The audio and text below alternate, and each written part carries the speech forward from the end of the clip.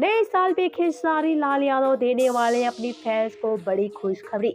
जी हाँ, खबरों की माने तो खेसारी लाल यादव जल्द कादर अडवाणी के साथ दोस्ती की तरफ हाथ बढ़ा सकते हैं और इसी में खेसारी कादर अडवाणी की फैंस को खेसारी देंगे बड़ी खुशखबरी।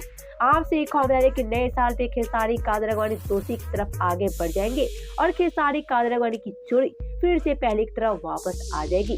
कल तो आपसे एक खबर है खेसारी कादर अडवाणी के फैंस के लिए इससे बड़ी खुशियां क्या हो सकती है।